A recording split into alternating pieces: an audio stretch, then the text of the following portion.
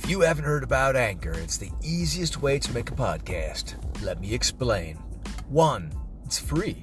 2, there's creation tools that allow you to record and edit your podcast right from your phone or computer. 3, Anchor will distribute your podcast for you so it can be heard on Spotify, Apple Podcasts, Google, and many more. 4, you can make money from your podcast with no minimum listenership, which is huge. 5, it's everything you need to make a podcast in one place with no extra software or hardware needed. So go download the free Anchor app or go to anchor.fm to get started. Can't wait to hear you. Godspeed.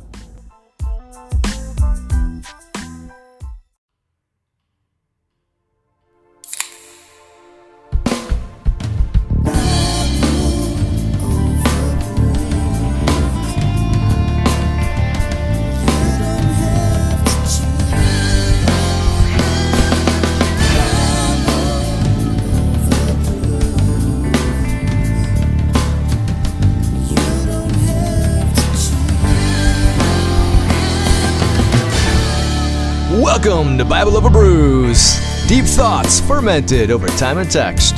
I'm here, Aaron, Crew Juice Viverka, with Gumby. Hey, what's happening?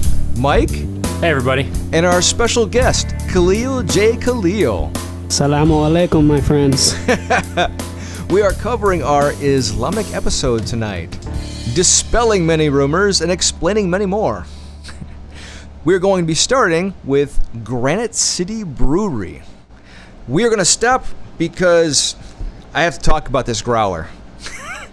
It's a really impressive growler. That's pretty sweet. I stopped here the other day. Okay, I have to stop right here too.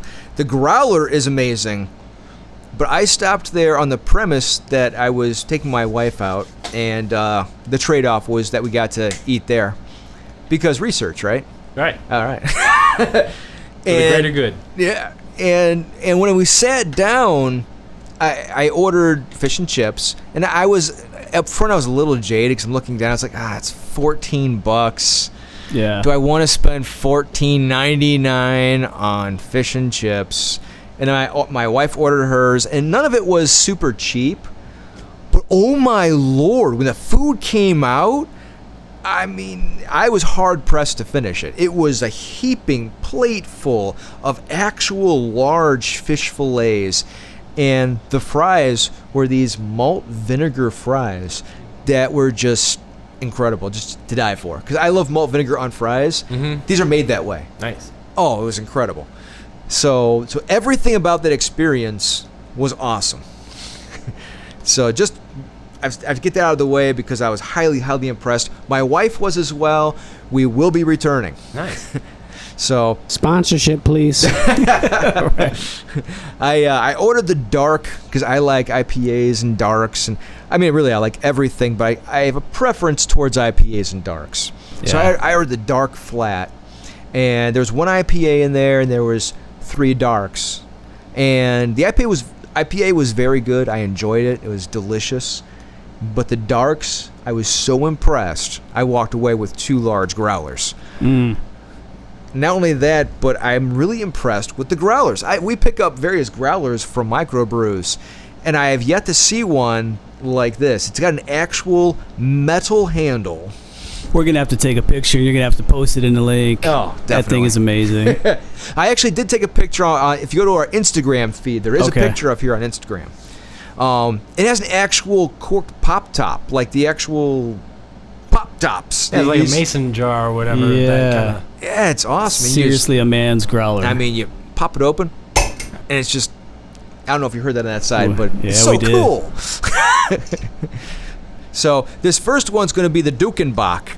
With the Dukenbach, it's pretty interesting because they actually take 2 of their brews, the Duke and their darker Bach, or I'm sorry, their lighter Bach. There's a light Bach and there's a Duke, and there's the Duke, and they put them together seasonally to create the Dukenbach. So it's a very good brew. I'm going to pour these right now. I'm going to let Mike and Gumby talk for a second. Yeah, what's the alcohol percentage on that thing? This one I believe was a 5.4. Okay, I'll let that slide. Just for the growler? Right. It's going to be a little foamy at first. Whenever you first go to open a growler, it's always a little foamy, so you're going to have a little extra head. You have to let it settle down. But right from the get-go, you can see it's got this nice caramel color. Yeah. So Yeah, it's not quite amber. It's pretty. But I Right, wouldn't say but it's dark. not really dark. Right. I'm trying to clear my head here and talked it up so much. I gotta. Thanks, Aaron. like I said, the first one's going to be a little more foamy. It's got a little hoppy smell to it. I can see why if you like IPAs and darks, this looks like it has a little bit of both. Yeah, it's like I said, it's got the Bock, and Bocks traditionally are a little bit on the darker side, but the Duke, of course, is a lighter ale. So here we go. All right, I can't wait. I'm gonna just go for it. Okay. All right. I'm going to go back to mine and put Wow. a little more back in mine. That's really smooth. Right? All right. Yeah, it reminds me of what was it? The chocolate peanut butter one we had at one of the last episodes. Delicious, right? But- We had a chocolate peanut butter one, and Yeah. Yeah. why wasn't I on for that one? We'll bring you back in for a second helping. Good, but this one seems more smooth. Little, It's got those great flowery notes. I love the flowery notes. I didn't catch those yet. It's almost like an Irish ale to me. Yeah. Wasn't that great? It's full-bodied, but it's light. Yeah, it does have very subtle sweetness to it, but you almost miss it. Yeah.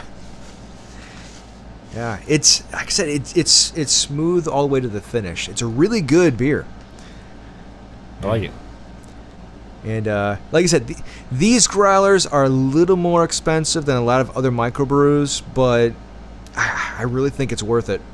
On the fermentation process is actually very interesting.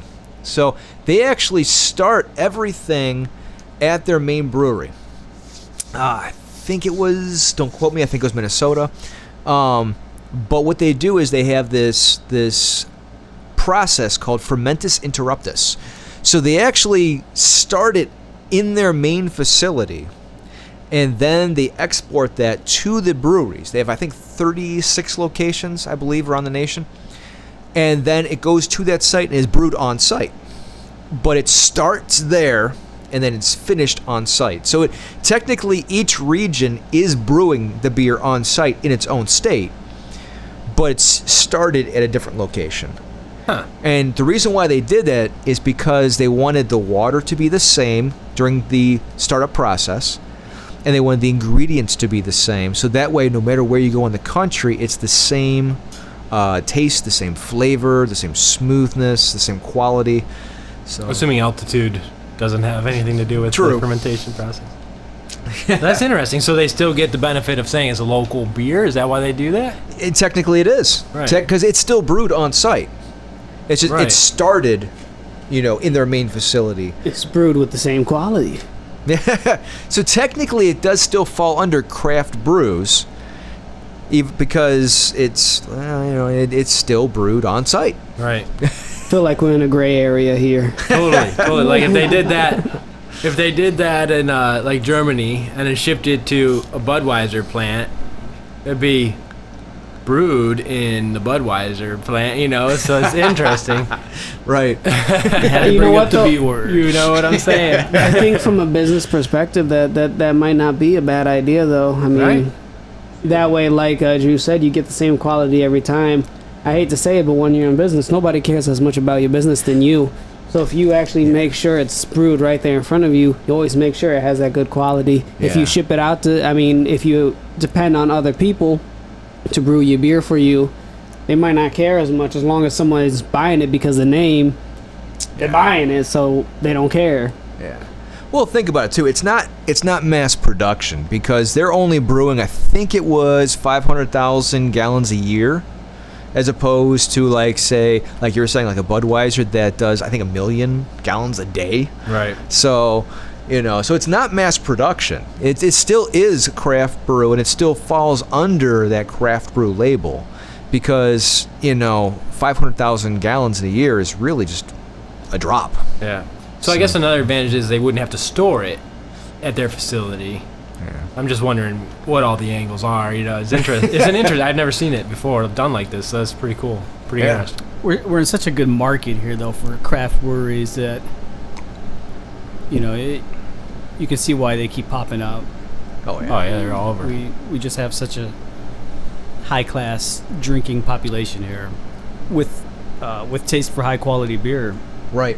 And not, what Mike said. The B word. And it's hard to complain about it, especially because a lot of craft beers, they end up not too much more than all these beers that are just brewed, mass produced, like Budweiser. A case of Budweiser now for 12 of them, it's about like $12.99 or something. You can get a case of craft beer for around the same price, and it's a lot better quality. I mean, you have to be... Well, what's a nice thing to say about people that prefer regular beer over craft beers? I'm trying to think. well, I think one of We'll let you come up with that, Khalil. right. I don't know a nice way to put it. I think one of the main differences is your craft brews, like your IPAs and your darks, that are brewed in smaller quantities, have better ingredients, right? You're not reliant upon your fast-paced, sugars and everything else to create the faster brewing process. So you have higher grade ingredients. And let's face it, I can sit down and have 2 IPAs and feel far better than somebody who sat down and drank 6 Bud Lights. It's going for the flavor of a beer, actually going for the flavor and enjoying it, as opposed to just trying to drink. Yeah. I'm not looking, as a friend of mine told me one time, I'm not looking to feel like I'm walking on Nerf. I don't want to walk on Nerf. I want to enjoy my beer. Agreed. Yeah. I forget who said it, but I have it on our Instagram page. A famous guy once said, anybody can drink beer, but it takes intelligence to enjoy beer. So take that for what it's worth. Yeah. I think that's a funny quote, though, because I think a lot of people, you tell them that you drink any alcoholic beverage, whether it's whiskey, rum, or if you tell anybody that you're drinking it for the taste, a lot of them want to call BS on you. Yeah. They're like, no, you drink it for how it makes you feel. Well, no, sometimes some of it just tastes pretty good, and it's an enjoyable drink. Yeah. It's true. I think there's a beer for every occasion, really, or a drink for every occasion. Not that you should drink at every occasion, but... There's no occasion for Milwaukee Best. It's funny you even bring that up. I used Milwaukee one time to marinate ribs years ago. Mistake. It was a mistake. Wow. I had a baby at the time, and it boiled the Milwaukee Best, and I remember my youngest one getting like a little tipsy. Yeah. Yeah, the whole house Really? permeated with Milwaukee Best. That's crazy. There's nothing good about it. Wow, okay. I never tried And the that. beer, and the ribs are nasty anyway. But I will say I've actually enjoyed a Bud Light coming off a lawnmower or something. It just It's worked. different. I mean, that's like drinking water after. It's true, and it actually hydrates you better Just because about of the anything's carbohydrates. enjoyable Yeah. after lawn mowing, as long as it's a cold liquid going in your belly. I actually, Not Your Father's root beer is fantastic while you're mowing lawn. All right, I'll give that a shot. Try it. There's a lot of different flavors of that one now. So, now, to get over to our guest, Khalil J. Khalil. You are coming off of, I believe it's Ramadan? Well, we're not off of it yet, but yeah, I just broke my fast. Okay. So please, explain. Well, Ramadan is it's a month of fasting that Muslims have every single month. I mean, not every single month, once a year. It's about 29 to 30 days. It goes back like 11 days every year. So next year it's going to start 11 days before it did this year. But a lot of people make Ramadan more complicated than it is. It's basically your fasting, which our fasting is not eating or drinking. or really any sinful behavior from sun up to sundown. Now, that doesn't mean you can do sinful behavior after sundown. Just for anybody listening, don't do that. Not what I meant. But, and then we can eat. Now, the purpose of this is, for the most part, to develop taqwa, which taqwa is basically, it means becoming God conscious. It's training you to be God conscious. So, when you learn to not eat or drink, which is, humanity's basic instinct for survival, and you're doing it for the sake of God, it really teaches you to be God conscious. And in the end, that helps you in every other perspective. If you can stop eating or drinking for God, you can do just about anything for the sake of God. So the main portion of it is for taqwa. But it also helps to feel for the poor, because giving to the poor, feeding the poor, it's actually very important in Islam. Matter of fact, the two biggest things to get to heaven in Islam is praying and giving to the poor. So that's the main point of Ramadan, and that's what it is. It's nothing complicated. So it's not actually for Muslims to strap on bombs and go in buildings. Not at all. It's not training you for that. Matter of fact, to do any sort of intense thing like that, I would imagine it's pretty intense. I've never done it, but they would know. It's not for that. Not for that at all. You know what's interesting, and I didn't think we'd jump in this fast, but I've always been sort of critical of the Muslim community for sometimes I don't hear very much outspokenness when catastrophe happens, but it might be just because of my circle, like on Twitter. He's a racist. And maybe that. No, just kidding. But this time, one of the latest things happened, and thankfully Ramadan was happening, but someone came out and called ISIS out and said, "Hey, look, Ramadan's going on right now, and Islam is a religion or a faith of peace. So anybody doing these things, you can't call yourself a Muslim."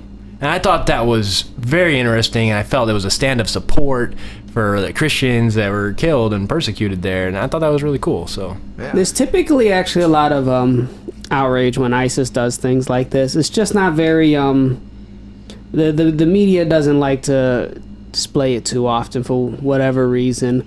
But there's actually a lot of groups that go against ISIS. There's always a lot of media over there. If you ever have Middle Eastern media, which my family does because we're Middle Eastern. Mm-hmm. But there's always a lot of outrage over things like that because, just like anybody, nobody wants to have bad things happen in their name. Right. Yeah. I don't like to see when somebody goes and blows themselves up and kills multiple people, and they say it's because they have something that's relatable to me, which is being Muslim. And mind you, first of all, homicide is a sin, and suicide is a sin in Islam. So suicide bombing yourself and taking people with you is not Islamic at all. It's very contradictory. Matter of fact, in Islam, even though it's a very simple point, I like the way they put it.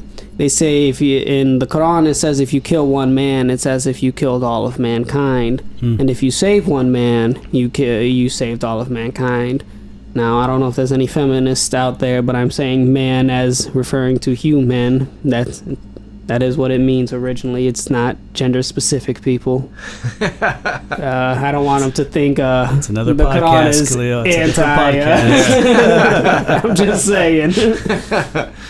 So, but ISIS, I mean, you bring up ISIS, but traditionally, I mean, are they really even Muslim? I think, when I look at, you have to really trace the source of ISIS and where it even comes from. And there's so much political movements behind ISIS, from the British, from the Americans, from the Saudi Arabia. There's a lot of political movements. For instance, a lot of people, they don't like to admit this, especially in this country, but ISIS was part of the original rebels that was supposed to go against Bashar Assad, and those very rebels were trained and funded by us as America. What happened was just part of it split off from the rebels and became known as ISIS, and They're doing, what they're doing.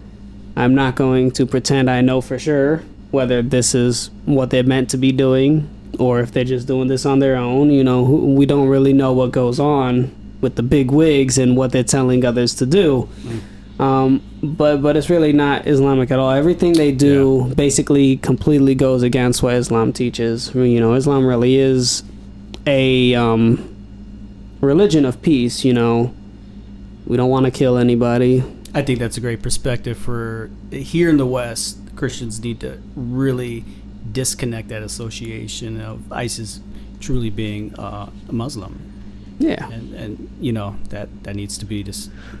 It's funny broken when you say that because my wife sent me something the other day about an article that was somewhere. It was a blog, and I'm like, don't take any credence to this blog because it's talking about children, heads chopped off, et cetera, et cetera, et cetera.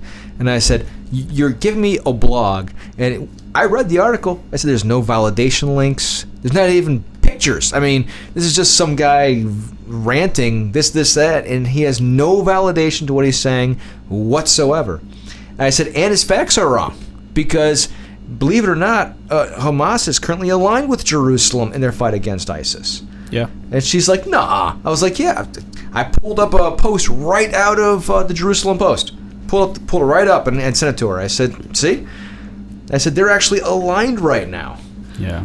A lot of people like to label a lot of these groups terrorist organizations. For some reason, I think nowadays a lot of people have become obsessed with the idea of calling somebody a terrorist. Not every organization that's not a government organization is a terrorist organization.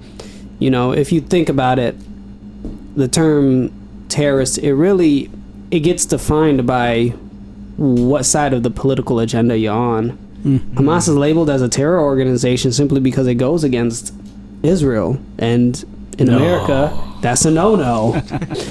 So they're labeled a terror organization. Yeah. But they're not. They're an organization that was made to defend Palestine. Yeah. Because Palestine doesn't have a government. They don't have an army. They don't have anything like that. So that's what that's for. And like you said, they're aligned against ISIS. Hezbollah goes against ISIS, right. Yeah. All these places go against ISIS. There's 5 different Muslim organizations that I know about that are fighting against ISIS. Yeah. So yeah, a lot of them are because including nobody Russia likes ISIS. Yeah. Yeah. But so I don't know, and forgive my lack of knowledge on the subject, but Islam and being Muslim, is that synonymous? Is there a difference? Because isn't Islam in the name of ISIS? How do you disassociate something with the name and what it is? ISIS calls himself, I believe, Islamic State of. Yeah, that's as far as I get. I dislike them so much. I really don't pay attention to the name because I think it's stupid and it really holds no value to me. Yes, they do call themselves an Islamic State, but we can use the Quran for this. I can't think of the verse right on top of my head, but it mentioned hypocrites. It talking about if you call yourself something. Like you call yourself a believer, but you're not doing things that is decreed for the believers to do. You're the same as a non-believer. Now, what that's basically saying, the reason I picked that verse,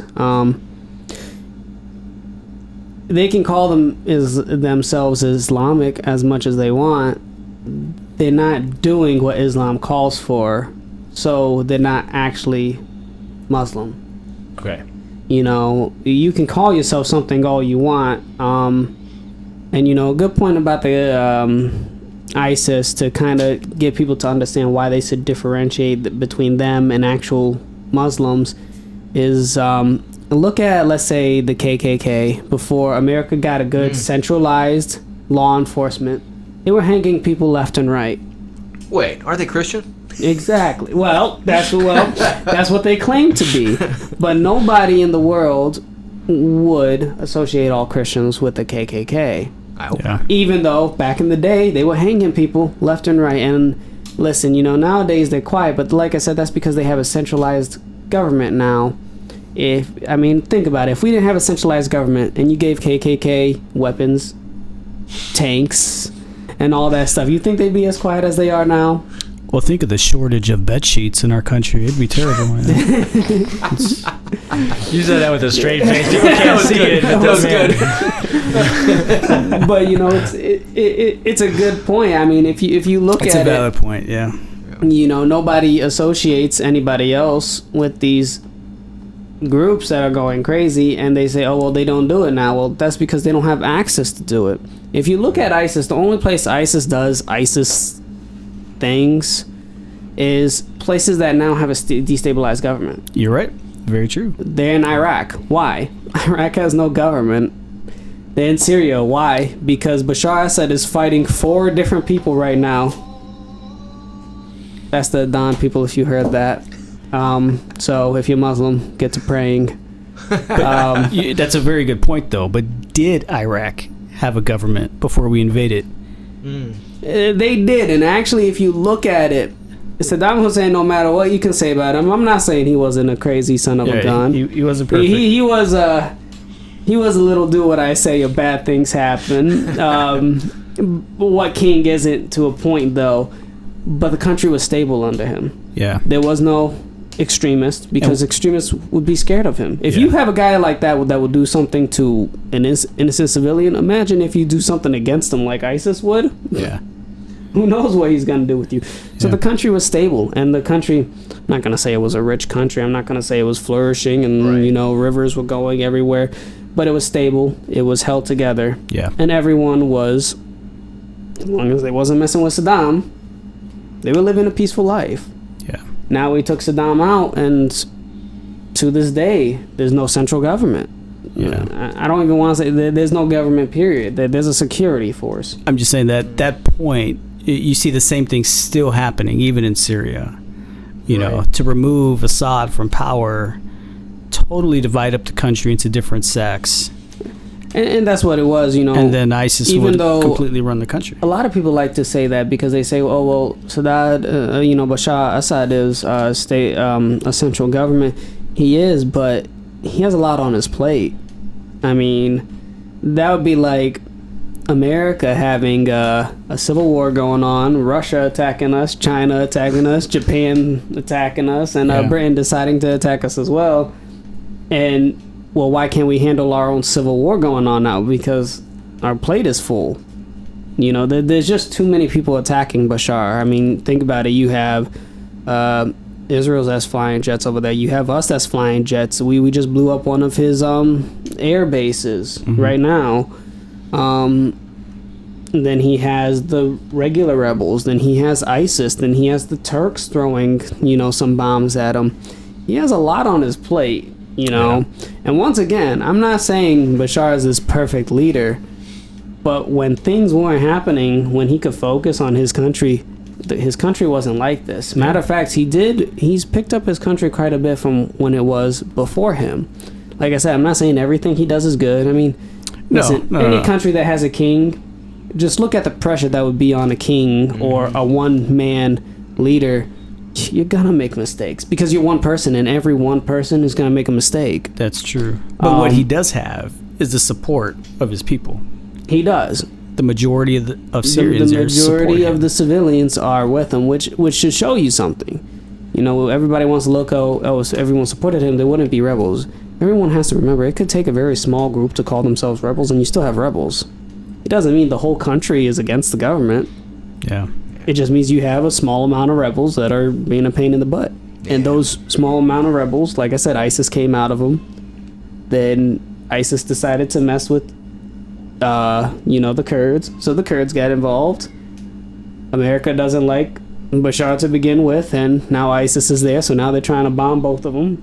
Yeah. And Russia comes in to try to help Syria or whatever they have planned. Who knows, with any, like I said, superpower, you don't know what they're planning. But and then another place, Libya, once again, it was a stable country until we started inciting people to go and kill Gaddafi. Yeah.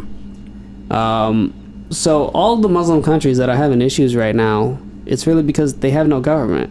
And, combined with the lack of natural education that goes on there. But another thing is we, as America and the West, have always had something to do with when these countries get destabilized. Every single time. Every single time. That's very true. I mean, now that he's shushing me, I got to keep going. Look at any terror organization, really actual terror organizations, and they were all some way attached to us. Mm-hmm. If you look at Al Qaeda, if you look at the Taliban, they were trained and funded by us originally to keep Russia from expanding. And by us, you mean America. America. Thank you. What was it called? The M word, the Mujahideen. Yeah. And matter of fact, it's really funny. A lot of people try to deny the connection between, Al Qaeda and America. And if you just do a Google search, there's actually a picture of Osama bin Laden with one of our secretaries at the time. Yes, of Rumsfeld showing Osama bin Laden how to use this new gun that they just gave him.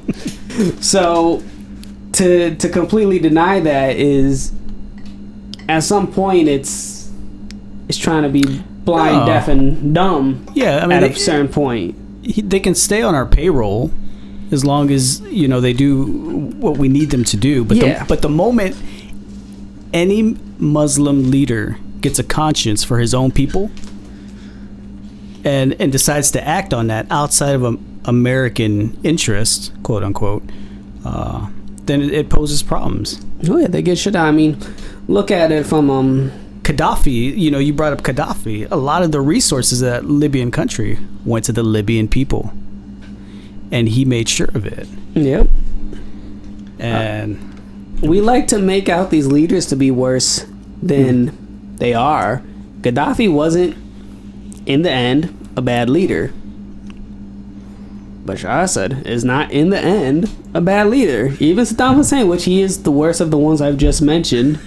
Putting battery acid on people is not okay. Just because you didn't like what they did. But, in the end, he wasn't a completely bad leader. These people took care of their countries. Yeah. And that's what is, in the end, most important. I mean, even just look at us in America. Let's get some controversial here. We're not necessarily treated the best by our government. We're spied on daily. I mean, there's a whole bunch of things, right? We don't even need to get into how deep everything that goes on. But we don't do anything because in the end they take care of us to a point. Ultimately true. In the end, they're keeping the country stabilized. Everybody in this country knows if we broke out in a big civil war, everything just gets worse in the end. That's true. It's I think Snowden actually helped to expose a lot of that. So poor Snowden. Still in Russia right now. Can never return home. So let's I'm going to divert the conversation for a second. Not because this isn't good, because I'm really enjoying this. Well, we got way off topic there. We started on Ramadan and then ISIS came up. Dove right in. Right. But and we're going to get into politics again later. But I like to get back to the subject matter of exploring history and stuff. So please correct me when you see something that's off. All right, I'm going to throw this quote up here. Islam's traditional account of itself is that Muhammad, the last of the prophets, received a word-for-word dictation from the archangel Gabriel, which is now known as the Quran. This revelation is said to have begun in AD 622, with further revelations taking place throughout the rest of Muhammad's life. The Arabic word Islam literally means submission, and it describes how the Muslim, quote-unquote, one who submits, is to live toward God, in Arabic, Allah. Both classical and modern Muslim commentators generally divide the Quran's revelation into two periods. The Meccan, which is more apocalyptic, and the Medinan, more about legislation. Later verses in the Quran abrogate earlier ones. For instance, an earlier verse which says not to pray while drunk, implying that drinking wine is okay is abrogated by a later one which forbids drinking at all. Please shed light. Okay. I knew he was going to shed light here. Well, he was going to ask me to shed light. The verses later in the Quran don't necessarily abrogate the ones from the earlier verses. They add to it per se. For instance, like that example, it was saying, don't pray while drunk. The later verses where it says forbids, it doesn't forbid. In the Quran, any religion, any book, there's points where they straight up forbid something and say it's a sin, and there's other times where they simply suggest against it or tell you to be careful with it. And drinking is one of those points. So don't pray while drunk, and in the later verses, it warns you that drinking, it can mess a lot of things up, and nobody can deny that. It very well can. If you always drink and you're always drunk, your life will probably be messed up, most likely. Yeah. Unless you're an alcohol taster for a living, then you're probably getting rich if you're drunk all the time. Well, we can relate to that in our biblical text as well, because despite what evangelicals and charismatics say, the Bible does not forbid drinking. It forbids drunkenness. So, and we've all seen the wine and wine in the corner. That's what it forbids. So it does not forbid enjoying.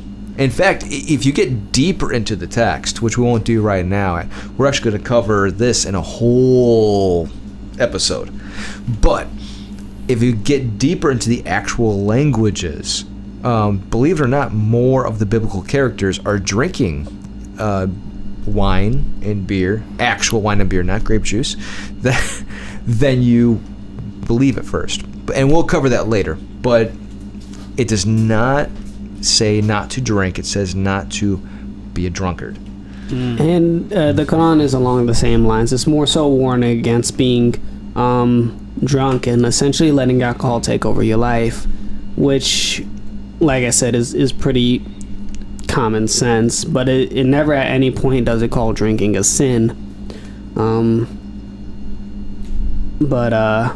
So like I said, the Quran never abrogates itself. It never says, oh, now this one thing is the truth and the past isn't. It builds on itself. Like was mentioned, the Quran was revealed over a time period. It wasn't just all delivered right then and there. And if you think about it, I mean, have you seen any of the holy books? I'm pretty sure nobody can memorize that whole book at one time period, even Absolutely. if they're gifted. So it was revealed over time. So certain things were added onto, and a lot of things, my personal belief is a lot of things were added when they needed to be added. They were revealed when they needed a revelation about that situation. If you look at the Quran, a lot of the very important things of how you should live your life were revealed very early, because that's something that needed to be revealed very early, especially for Prophet Muhammad. He lived in an area with a lot of pagans. So, the important things were revealed very early, and everything after that, like I said, just kind of added on to things, or less important things were brought up. Cool. So I'll mention these quotes I'm bringing up right now are from Father Stephen Damick's book, Orthodox and Heterodoxy, because he does give a very good explanation of various denominations and religions. So, next quote. Islam regards its relationship to Christianity similarly to the way Christians regard the relationship to ancient Judaism, that it is the final fulfillment of previous Abrahamic religion. Islam sees Jesus as a true prophet and believes in his virgin conception and birth as well as his second coming. Islam is radically monotheistic, however, and rejects the doctrine of the Trinity and even the idea that God could have a son. Trinitarianism is looked upon by Muslims as disguised polytheism. So, I don't like the radically word. I don't like the word radical. I don't think any of us do. I don't blame you. Yes, for the most part, like I said, we could use a change of words. But yes, Muslims do not believe in the Trinity. We do believe Jesus was a prophet, but not that he was God's son. What about the virgin birth? Because that's our big tie to, Yeah, we do believe the virgin birth, but we believe it's more so of essentially a miracle from God, not that it was God's literal son. Okay. Like I said, a lot of people want this complicated answer of why it is. It's just as simple as... Well, it's just a different belief. Yeah. The way everything was interpreted for us, we don't believe he was the son. But that is saying that it is completely opposite of what a lot of people tend to think nowadays, that Muslims hate Jesus. That is not true. We deem him as a true prophet, and we believe he was a prophet that was given the most miracles out of everybody. As I told everyone here before we went on air, Jesus is actually the most mentioned prophet in the Quran, and by a long shot too. His name is mentioned more than the Prophet Muhammad's, more than Moses, more than any other prophet, so it's the opposite of hating Jesus. We don't hate Jesus at all. Right. Wait, that bears worth repeating. Right. Jesus' name is mentioned more than our own prophets. Wow. Yeah. So he is very highly regarded. Yeah. And that's where I think that Christians have to realize, even though doctrinally we do see things differently. Correct. Yeah. But then again, we do with Jehovah's Witnesses too. Sure. Because Jehovah's Witnesses, they say that Jesus was a really good guy and a prophet, but they also don't believe that he was God. Yeah. So, so even within the quote-unquote denominational areas inside the Judeo-Christian denominations, we still have differences. So, but he is not, unlike what we like to depict, in Islam, he actually is highly regarded as a true holy prophet. Yeah. And I do want to add on, I kind of missed talking about it, and it was a very good point that I liked in this quote, but when it says Islam regards this relationship to Christianity similar to the way Christians regard their relationship to Judaism, that is true. I see a lot of people, they think that, Islam is this completely different religion that came off center. The way we do view ourselves is that we're just, once again, a continuation of the Abrahamic religions. We don't separate ourselves. We still believe in Abraham. We still believe in Jesus. We still believe in Moses. We still believe in all of that. Like the quote said, we regard ourselves as just a continuation. Once again, not necessarily saying previous things were false, but more so adding on to them. Despite, like I said, the different way certain things are translated, like Jesus. But for instance, in the Quran, it actually mentions, the Injil, which is the teachings of Jesus, and it doesn't say, "Oh no, it's wrong." It says it is right. It says the Torah is right. We're just an add-on, guys. We're not trying to take over. We're not doing none of that. Well, at least you hold Jesus in high regard. That's more than what can be said for some evangelical branches here. Like under a certain Pastor Hagee during Christians United for Israel, you are not even allowed to mention Jesus' name or witness to anyone, especially to Jewish people. So... Ironic. Right. So, you know what I mean? So at least there's regard for him and reverence for him. And it is a big regard. Like I said, he's regarded equal to our prophet. We believe all prophets we're equal. So it's not like we're saying Jesus is less than Prophet Muhammad. We're not saying, Moses is in this place of greatness, Jesus is in this place of greatness, Prophet Muhammad is in this place. We reveal them all as prophets and messengers of God. And they're all revered and respected for that. I have 2 questions. Awesome. Go. So the first question is, you said, or this quote says, Muslims believe that there's a second coming of Jesus. They believe that. Is that just in your knowledge? Is there any importance to that? Like, does he have a mission to come back, and do you personally believe that? When it comes to the second coming,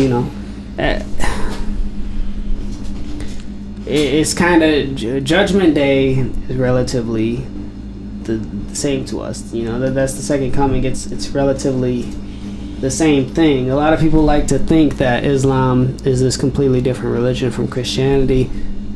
All the events pretty much happen the same way with us. All the future events that are supposed to happen, like Judgment Day, pretty much going to happen the same way. Where Islam is not a different religion. It doesn't believe in completely different things, even though with the Jesus point, I guess that is a pretty big difference. That is. But that's really the only big difference. Everything else, for the most part, is relatively the same. Okay, that's cool. Then second question. This one, I've been curious about this for years. Oh, here we go. Cool. And I've heard other Christians say it, but reading the Old Testament, when you start reading about Abraham, he had 2 sons, and one was kind of cast away, but they said he would become a nation. Well, as a Christian, you kind of assume, and some think, oh, that created Islam, and the other son became Christianity or Jews, But I'm wondering a Muslim's perspective on that. Well, first of all, we don't necessarily believe he was cast away per se. What happened was, obviously, he was the son of maid, slave. Yeah, what was her name? Hagar. Yeah. And then his wife was able to get pregnant. So she didn't like to look at the other kid anymore. He became that. Wait, are you saying a woman was jealous of another woman? That's exactly what I'm saying. I didn't want to go there. That's a Jerry Springer episode right there. Right? I didn't want to go there. I thought we were leaving this for another podcast, but that's exactly what happened. Abraham at first didn't want to get rid of his son until God came to him and said, "Don't worry, do it, and I'll make sure he becomes a great nation," which he did. Well, his kids did. Right. But that attributes to him. But yes, as for your other point where they say Muslims come from that son and Christians and Jews come from that son, I guess if you look at, geographical location, where people come from, yeah, sure, But So at the same time... Are you saying it's more assumed than it is a fact, or... To me, you can't split off, because a lot of people like to use that as in, Jews and Christians are on this side and Muslims are on this side. You guys are the castaways. No, I probably shouldn't have said that. I know that's not what you were saying, but that's what a lot of people like to bring up that point for. But, either way you look at it with the sons, both sons came from the same father. Right. So, in the end, once again, we came from the same place. Right. We're all humans. Right? We're all humans. But I guess genetically and geographically, yes, one went to the Middle Eastern area and his kids had kids, and that's where a lot of kids came from in the end. And I guess, you could say Arabs came from there and others came from the other son. But interesting. Okay. In the end, we don't view it as, it's not like a make it or break it for us. We don't not like you guys because you came from the other son. We're on the other side of the tracks. Well, I always find it funny as a naive Christian, and maybe this still carries with me, is he did say the lineage of that son would be, what he'd say, wild or something, like hard to control. And I do think the turmoil in the Middle East sometimes, I wonder if that's part of it, like... I mean, I think some of that boils down to terminology and verbiage, because I had one Old Testament scholar actually go through, I forget which, it was in a YouTube video, and he actually broke down the Hebrew, and more or less what it refers to is the places they'll be living and the way they'll be living. In other words, it would be nomadic. It would be across the countrysides, traveling merchants. So in other words, it doesn't break down to the way we read it in English. All right. And essentially, I could agree with that. Early Arabs did live a very nomadic life. You got to remember, they were in a desert. You're not staying in one place for too long in the desert. I mean, if you want to, good luck. But you have to travel around. So I could agree with that, but if you think about it, up until recently, Muslims or Arabs were not a wild group of people. For the longest time, nothing happened over there. Like I said, up until recent times, since the Crusades, it's been quiet in that area. From the Crusades all the way until the end of World War II, it's been quiet. So you're saying the Crusades were nice and quiet? No, I'm saying from. The Crusades were not quiet. It was a very loud party they had going on there. See, what happened is you guys started building your homes on top of our oil. That's what happened, right? We like to think of it, your oil just started flowing out of our homes, We can't control that. It's ours now. Finders, keepers, losers, weepers. Planting all your olive trees. How dare you? I want to make a point right here before it progressed too. It said it earlier in the last one. I didn't bring it up. There's a huge misconception of the term Allah. Huge misconception, because a lot of your evangelicals and charismatics will say, well, that's the moon god's sin, and that's where it's a huge rabbit trail they go to make up this belief system that it comes from a pagan deity, and that's not it at all. Actually, a Coptic Christian calls God Allah. Yeah.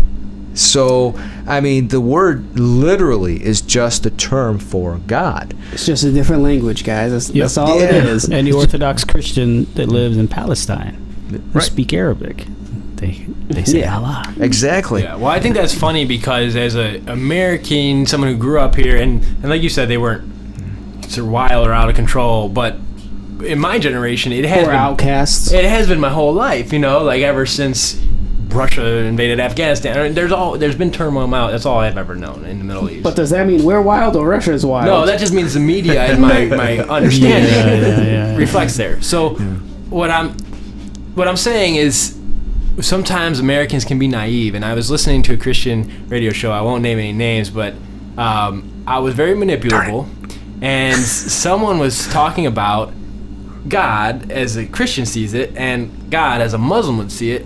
And he's like, you can't say it's the same God. That's like, and this is his quote. I'm paraphrasing, of course. Christian was saying that? Christian was saying, yeah, he's like, just because I say bark, you don't know if I'm talking about a tree or what comes out of a dog's mouth. They're two totally different things. One God is not equivalent to the other God. And I always thought, at first, I'm like, oh, wow, okay, good point. Two different types of bark. Makes sense. Well, yes, it makes sense. It's logical, but at the same time, the more I got in an illogical way, right? You know, I hope you hear what I'm saying.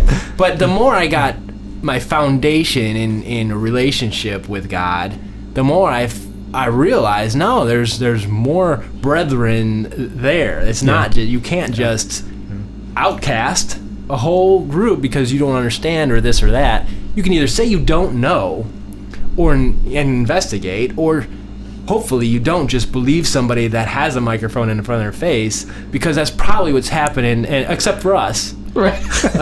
Believe us, guys. Believe us.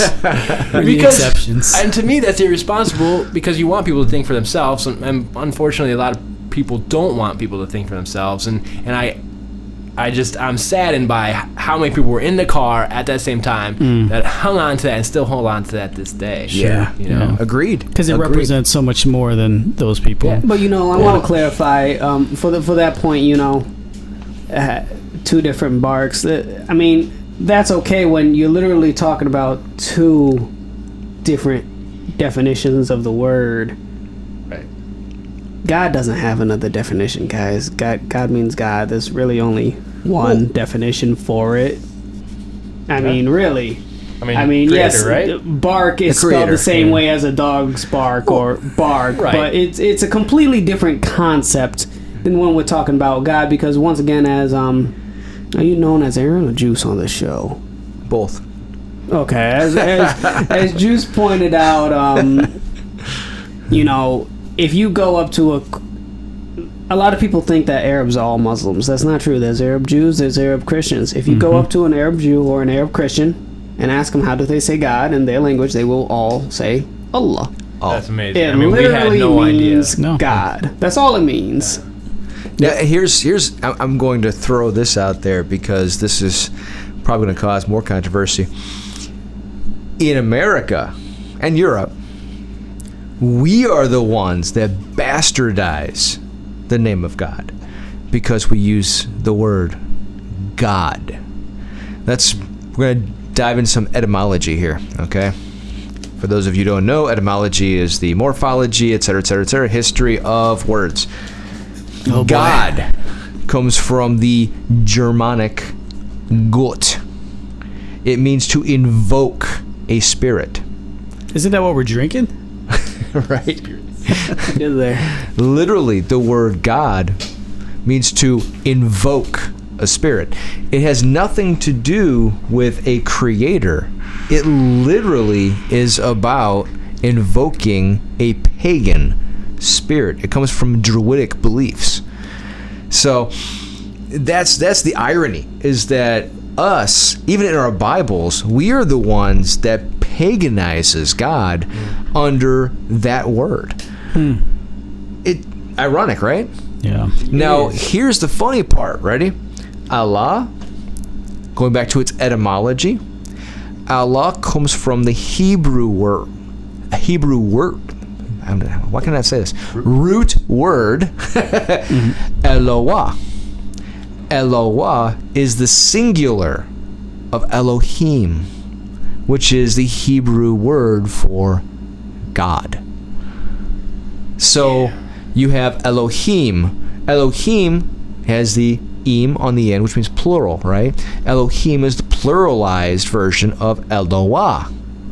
Eloah, when you take it into the Arabic language, is Allah. It's the same thing. It is the Hebrew word floating into another language. So isn't that ironic? Oh, yeah. It would seem as if the ploy from the beginning was just to divide all of us so that we wouldn't realize we were just all brothers to begin with. Over names. It's interesting. But I do find some confusion in Elohim, because in some previous studies I've done with you guys on the side, where it can be used in context to represent not only one God, but different forms of God, from my understanding. So that almost goes full circle back to the way we use God and gods and Greek gods, and it's interesting. Well, Elohim is both plural and singular. And both for God and gods of right. Well, take value. Psalm 82 for example. In verse 1, it says, Elohim stands in the council of El among the Elohim. Right. So you have both the singular and you also have the plural, but the singular means the plural and it also means the singular. Right. But you can never have, probably, I've never heard it used, plural a lot. Okay. Khalil, is there a plural for Allah? No. Okay. See, so that simplifies it for me, But remember that our word, or the word Allah, does not go to Elohim. It goes back to Eloah, which is singular. Gotcha. Yeah, okay. So, Yeah.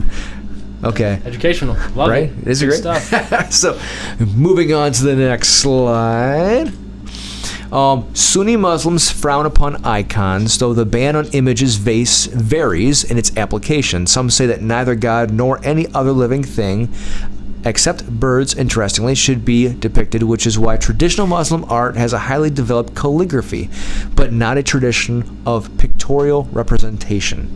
Others may depict animals, but not God or Muhammad. Shiite Muslims, however, make extensive use of religious images. Khalil! Okay. As you guys notice, it mentions Sunni Muslims are the ones that have a problem with it. That is because Sunni Muslims believe more so than Shiites in what's called Hadith. And Hadith does have a lot of verses on not having images of the Prophet or God or people or things of that nature, which I don't believe in Hadith. I believe we'll be discussing that a little later, but it's art's not a big deal. Now I will say, personally, would I ever draw an image of what I to believe is God? No. Simply because to me that's more of a disrespectful thing than anything. But that's not a religious purpose, that's just me. Same thing with the Prophet, or same thing with Jesus. And here's where I think it would be, I don't know, maybe a valid point, but look at a lot of paintings of Jesus today. He's in a lot of paintings, he's light-haired and blue-eyed, and Are you saying white? I'm saying white.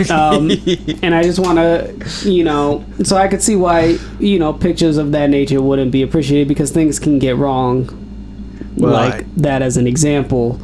Go to Palestine, people, or Jerusalem, and try to find a blonde-haired, blue-eyed man that is actually from there. Historically, I think if you actually go back and you look at Christian art, those representations changed.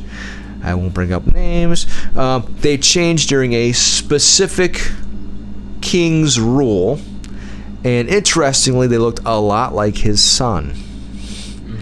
So there was a specific prince that Jesus was modeled, well, quote unquote, Jesus was modeled after, which kind of changed that political tide. So if you look at representations of Jesus before that, they're a little different. Yeah. Not blonde-haired and blue-eyed. Nope. So, next slide. Muslims regard the Christian Bible as having been corrupted over time, believing that the original teachings of Jesus were essentially Muslim. The Quran, by contrast, is supposedly a direct dictation from God himself in Arabic. It was preserved in oral tradition until the time of the third Caliph Uthman. He gathered all the scattered fragments of the Quran and put them into a codex, the original of the modern with a binding and pages. Book. And destroyed all earlier Quranic material so that there would not be no competing versions. This narrative is part of what establishes the authority of the caliphs as successors to Muhammad's leadership. Variant manuscripts traditions do exist, but they are minor and of interest mainly to philologists. Publicly questioning the perfection of the Quran can lead to persecution within Islam. Khalil. This one is a lot of it. Back to you. This is going to take a lot of clearing up. Good. So, by Injil, we believe in Jesus's teachings. A lot of people got to remember that the Bible is essentially the Torah and the Bible essentially put together. That's what the Bible is, the teachings of Jesus and also the Torah. I wouldn't say we believe it's been corrupted over time, because if you look at the ones that are more original, by that is the ones that are. The best way to put it is sometimes translation things are lost in translation. I would agree with that. If you look at a Greek or Latin Bible, there's a lot of things that are not or are in that Bible than there is in, let's say, an English Bible. And this is not just with the Bible alone. Even with the Quran, which, you know, the interpreters, I believe, always, well, most of them try their best to keep it as similar as they can, but it's just not possible. No language goes into another language perfectly. So the Arabic Quran is slightly different than the English Quran. And that's the same way as, that's the same thing for the Bible. When you look at the Greek or Latin Bibles, they are going to be different than the English translated Bible. And the problem is, and the problem that a lot of Muslims like to point out is some of these translated Bibles, they also say different things on top of each other. With the Qurans, they like to try to keep everything saying the same, but even then, certain words will change. We have about 4 translators as well. And while most of it's the same, obviously, everyone translate one word a little differently. And that also comes down to, I hate to say it, but personal preference of a translator. A lot of these languages we're talking about, you know, Arabic, Greek, Latin, a lot of words meant multiple things depending on the context that they were surrounded on. Now, the only place where those contexts are kept the same and where you can tell exactly what it meant is in that language where you can tell what context this meant. When it's translated, you can pick any of the meanings of one singular word and put it in there, and it changes the verse completely. See, I can jive with that. I can totally jive with that. So have you guys just to break in for a second? Did you guys listen to Dr. Heiser's latest podcast on the evil eye? Yeah. That was a great episode. It was and it shows you how misleading the modern English translations can be, because he went through and showed various texts in various places where it talked about the stingy eye, and talked about how not to look upon your neighbor with an unforgiving or stingy eye. On all these places, that's not what it says. It actually says the evil eye, and the evil eye was actually prevalent across all of their culture. You're missing an entire segment of the culture by translating something a little different. I mean, you miss this whole giant, I mean literally this giant part of the culture that, this was big. This was big. I mean, it's not like, oh, don't look at them with a stingy eye. No, I mean, like, they literally believed that looking upon them with the evil eye, they could cast spells. They could curse them. There's a huge part of the culture that you're completely missing because it's in a modern English translation. Yeah. So yeah, I can totally jive with that. And that's exactly what it means. You know, it's not so much a corruption. It's just nothing can be translated perfectly into another language. It's just not possible. So context is huge. Context is huge. Context is absolutely huge. So that, and like I said, that's just not. It's not just for the Bible. Once again, if anybody asks me, oh, you know, if I truly want to learn Islam, should I read the English Quran? Is that enough, or should I learn Arabic and read the Arabic Quran? I would always suggest learning Arabic and reading the Quran in the original way that it was written, because context is everything.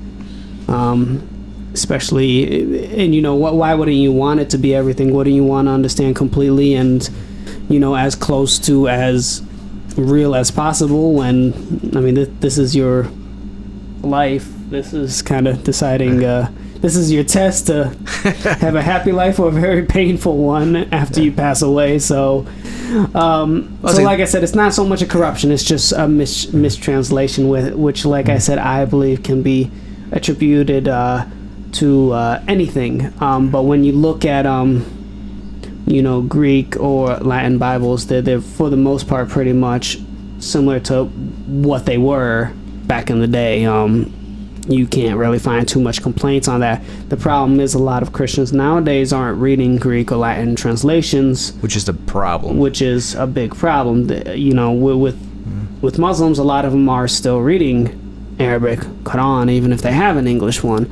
A lot of Christians these days are reading English version Bibles instead of looking towards Greek or Latin Bibles. So, like Drew said, they're missing a lot. And I agree with you.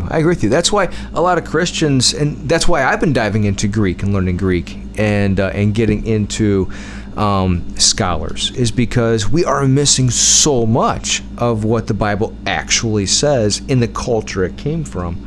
I mean, unless you're a staunch, Orthodox believer, you're not diving into the original languages, and that's a problem. You're missing verbiage. You're missing the cultural context.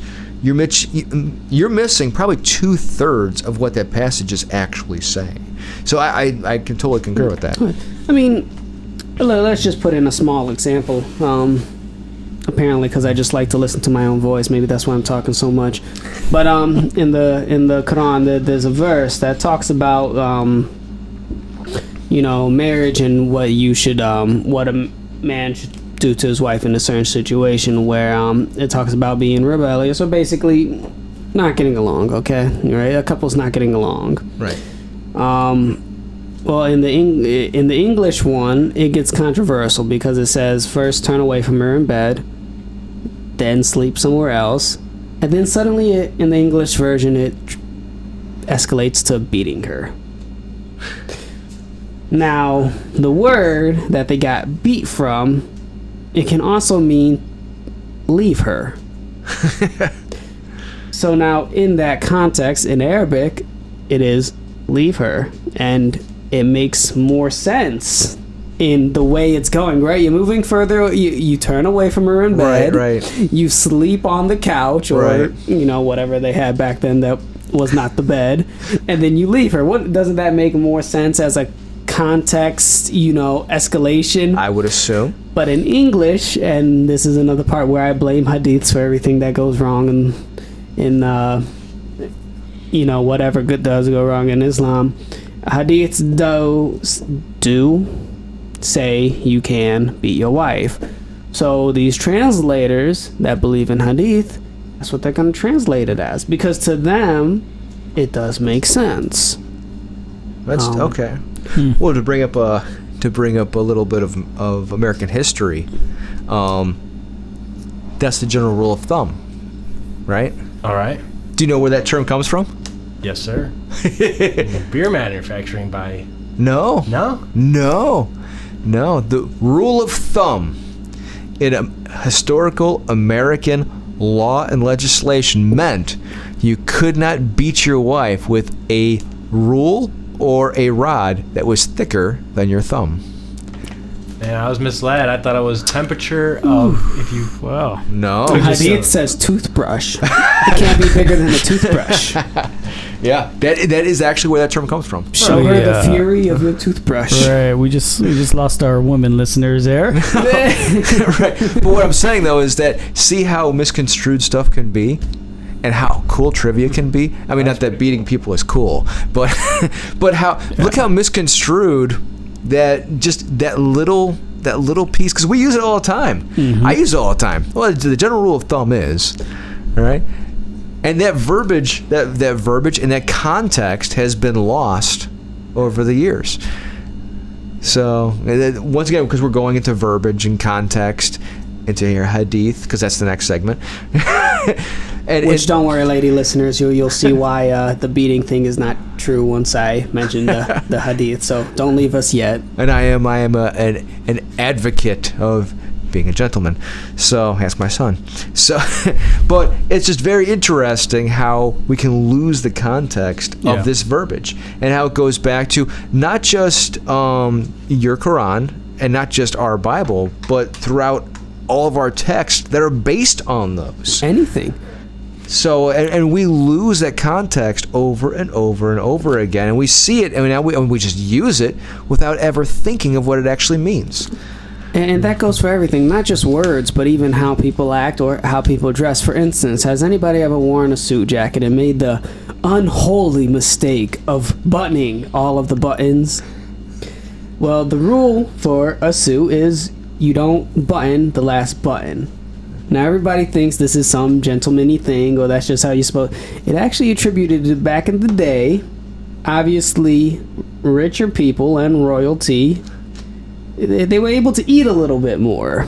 So it was getting to a point where they were getting a little too chubby to button that last button on those fitted suits. So they stopped doing it. So it became a thing to not button the last button on your suit.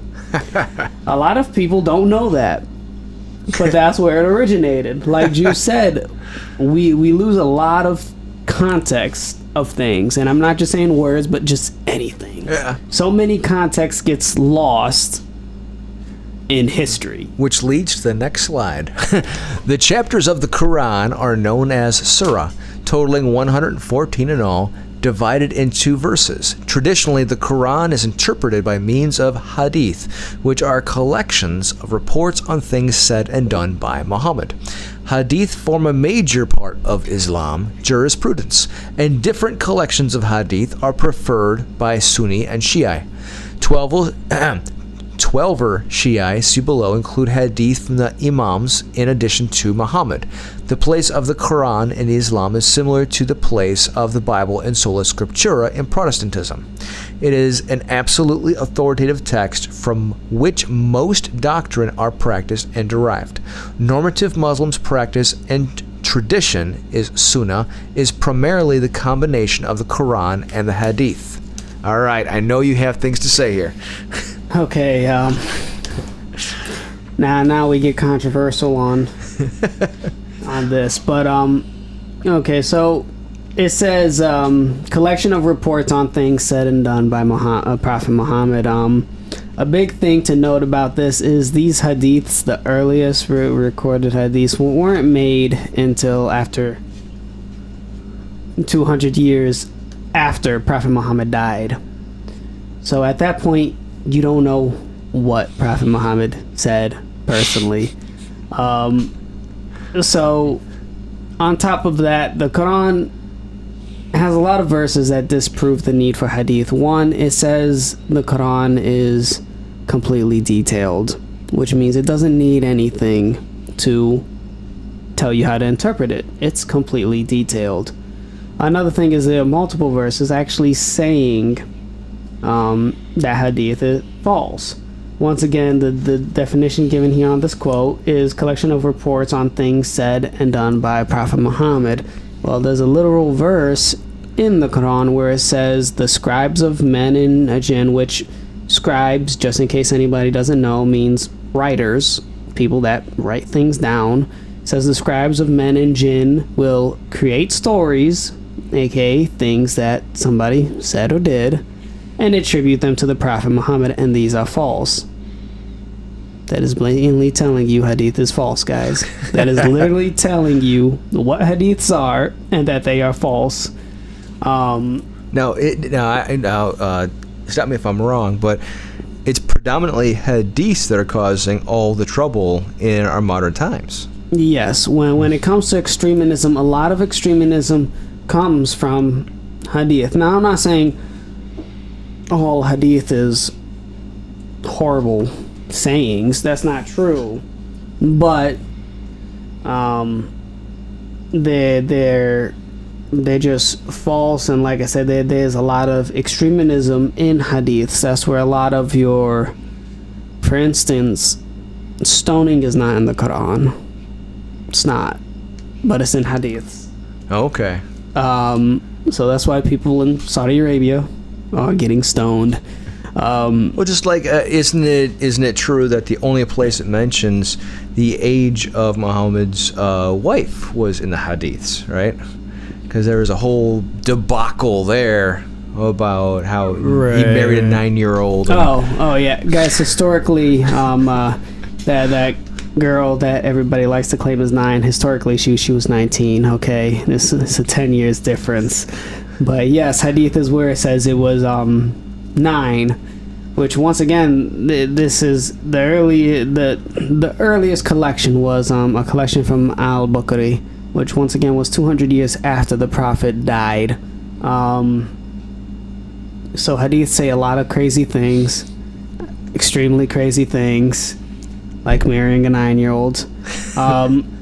And a lot of people like to call the Prophet a pedophile for that. Just to go branching off of that, Prophet Muhammad's first wife was actually older than him by quite a bit.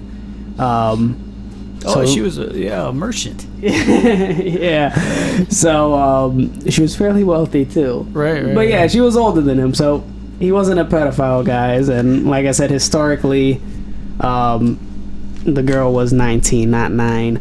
But yeah, hadiths are they come from it's just a collection that people attributed to Prophet Muhammad, and unfortunately, a lot of Muslims these days are interpreting or attempting to interpret the Quran based on these hadiths. Whenever they see a verse that could somehow be connected to a hadith, they tend to do it.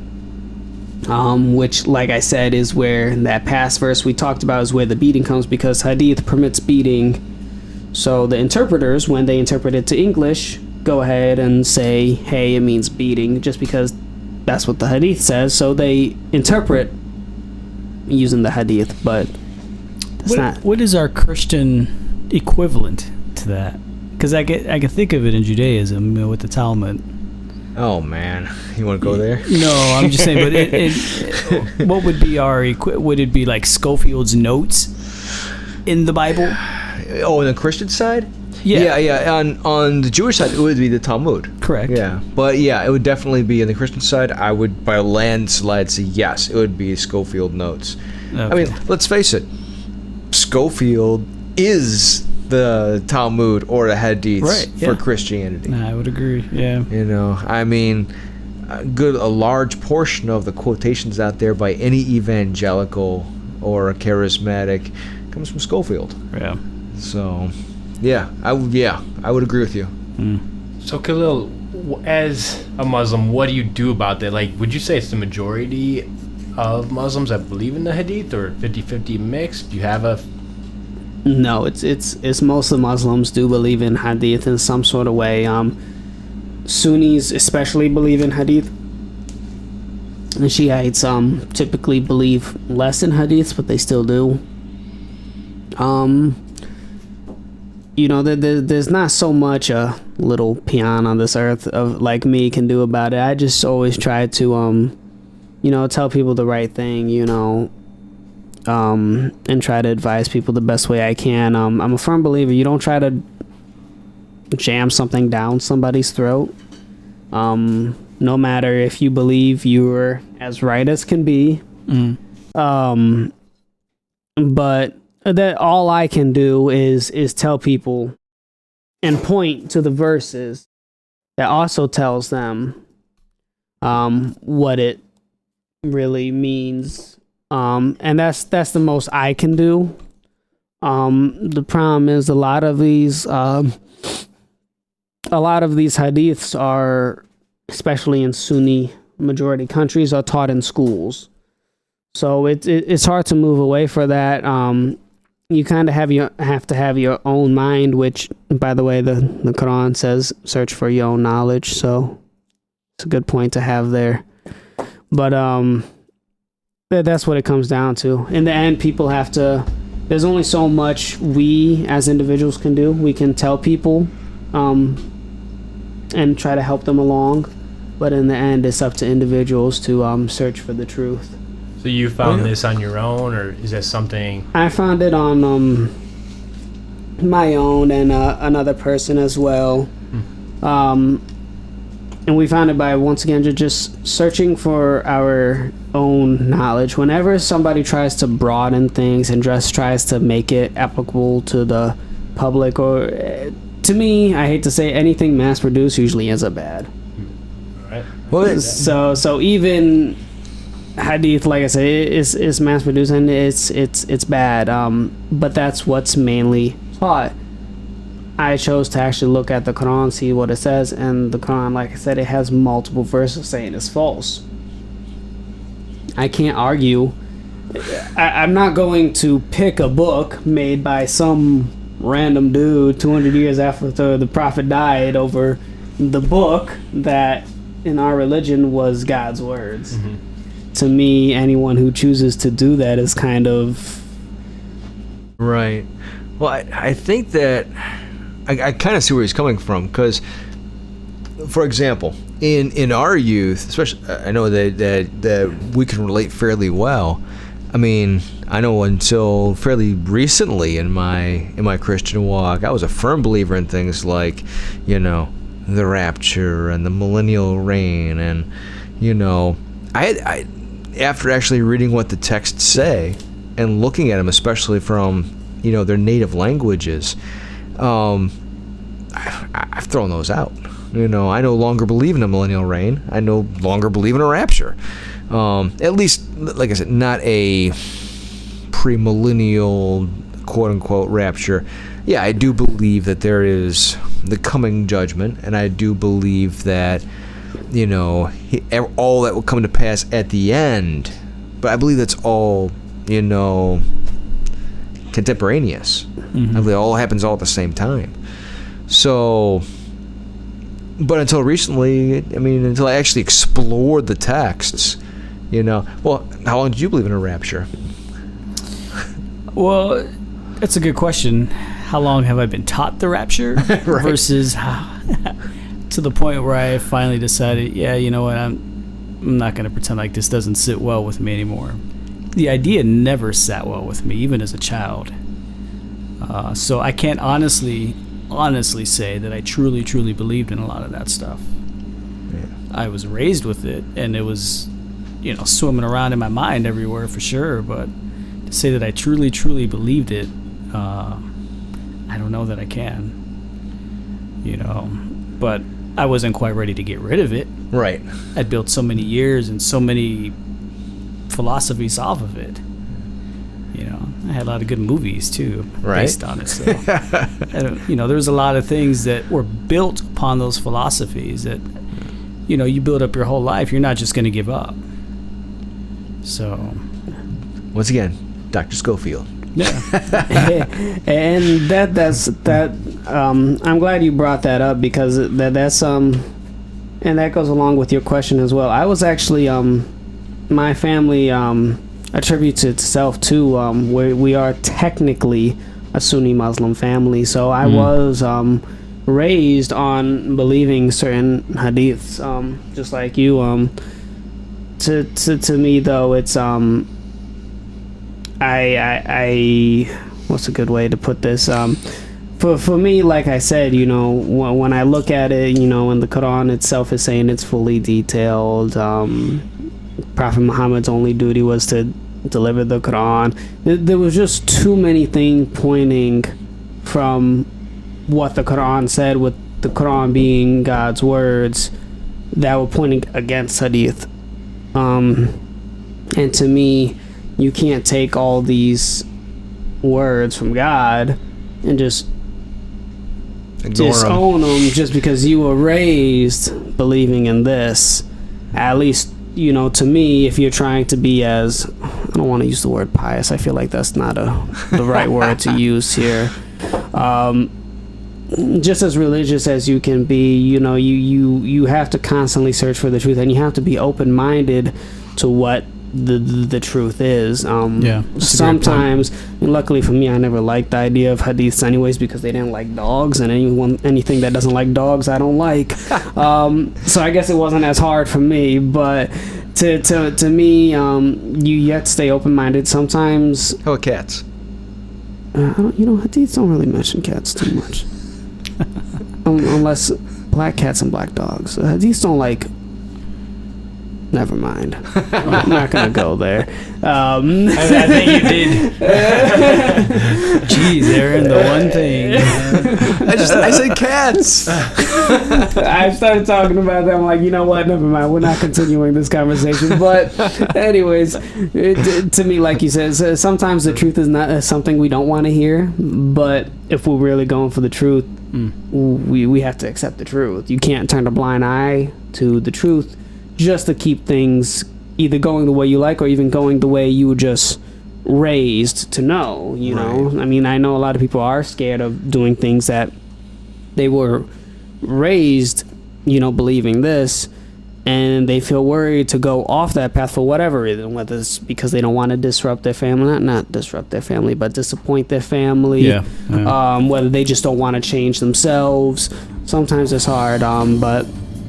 No, that's a good point. I mean, but you know, you said stay open-minded. Yes. And the hadiths kept you away from being truly open-minded. Hadiths are they are very oppressive. Well, that's to the just same about anything. That's the same with dispensational thinking and that whole mindset is that I would never even consider other branches of Christianity, let alone trying to be open-minded to, you know, a Muslim brother or sister. Never in a million years with that thinking and that mindset that I grew up with in the evangelical church. There's just no way. Join us in part 2 for the rest of the conversation.